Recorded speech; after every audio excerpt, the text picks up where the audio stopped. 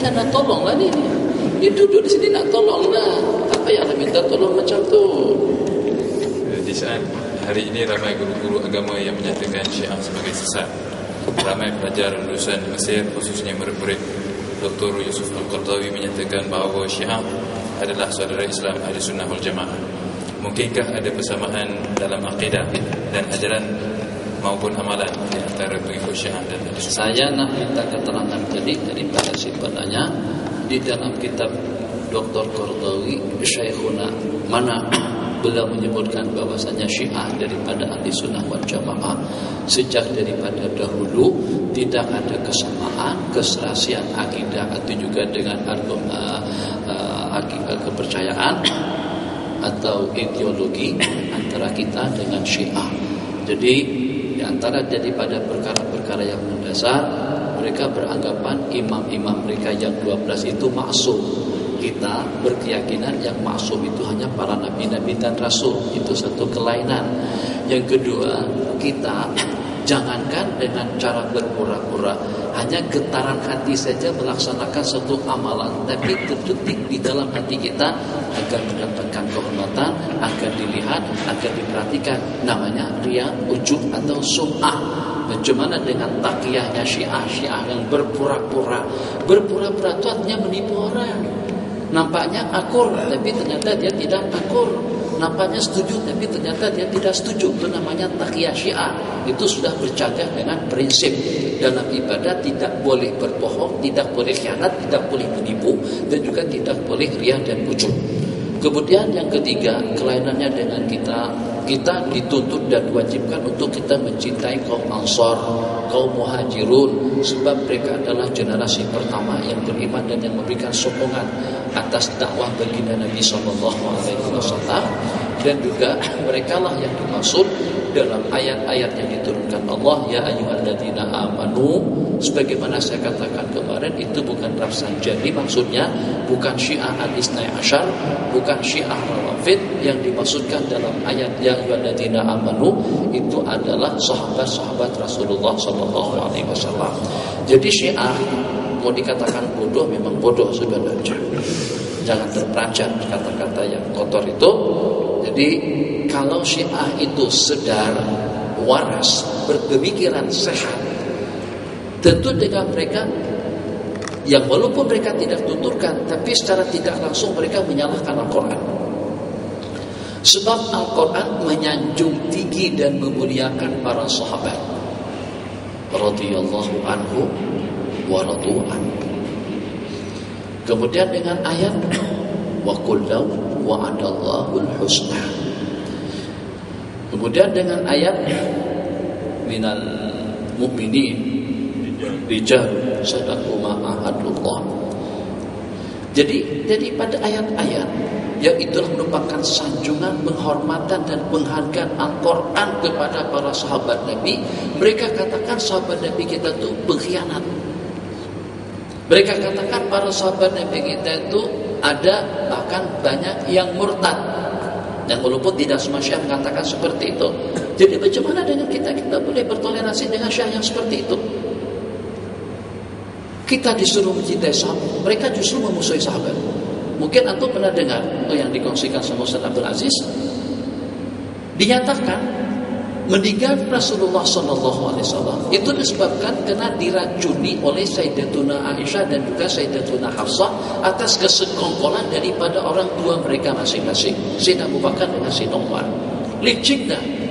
Tapi kita mati bukan kena keracunan. Nabi kita kalau mati kena keracunan pun itu kena temakan racun pada saat ketika Nabi kita dijemput oleh seorang wanita Yahudi dengan membakarkan satu ekor kambing yang pada saat sebelum kambing tadi itu disembelih atau juga sebelum dibakar, sebelum dimasak, dia tanyakan bagian yang mana yang paling disukai oleh Nabi daripada kambing. Dikatakan zirah, tangannya, kakinya. Maka di tangan di kaki tadi itu dibanyakkan racunnya.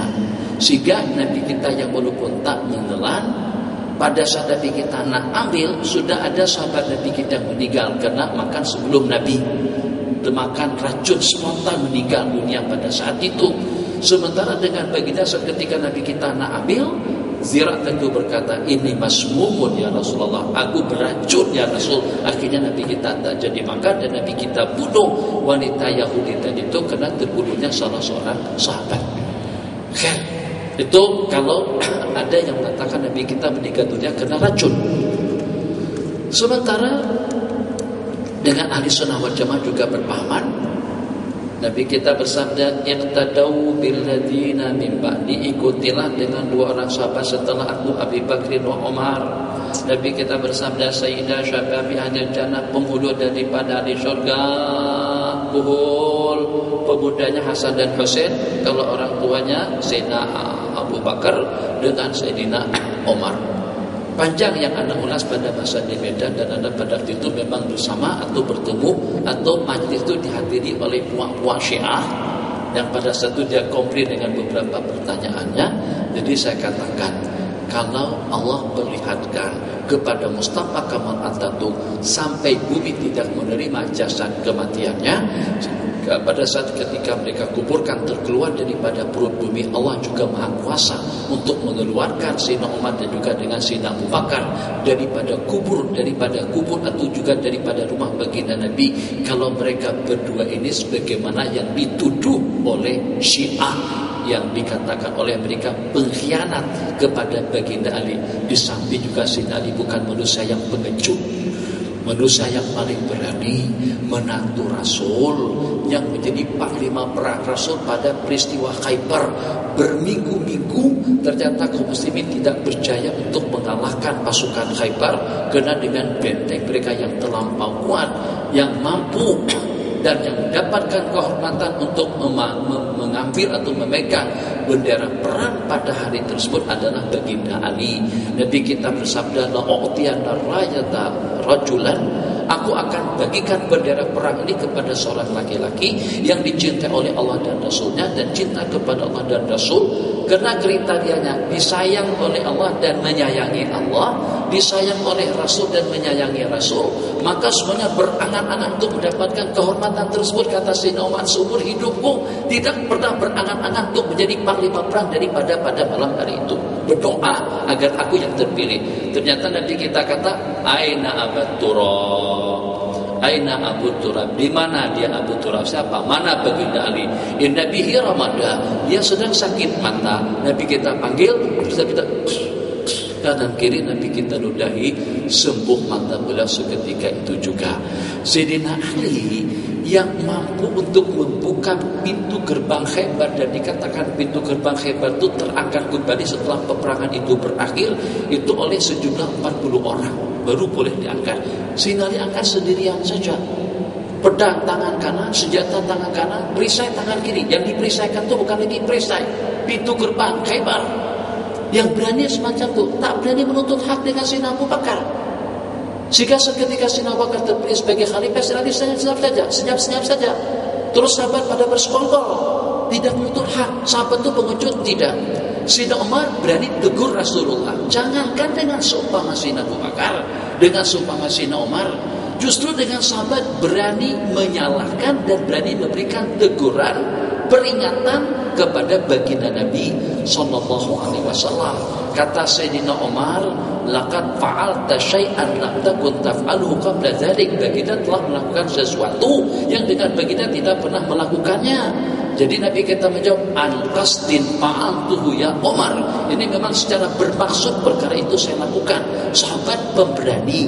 Maksud saya, takkan sahabat tinggal senyap diam saat ketika hak kepemimpinan sebagai khalifah diambil oleh Sayyidina Abu Bakar, Sayyidina Umar, Sayyidina Utsman, sampai 3 kepemimpinan khalifah, baru Sayyidina Ali mengambil gilirannya. Sayyidina Ali bukan orang yang pengecut, dan sahabat Nabi kita bukan jenis yang pendiam, yang hidup mereka hanya semata-mata untuk menegakkan kebenaran.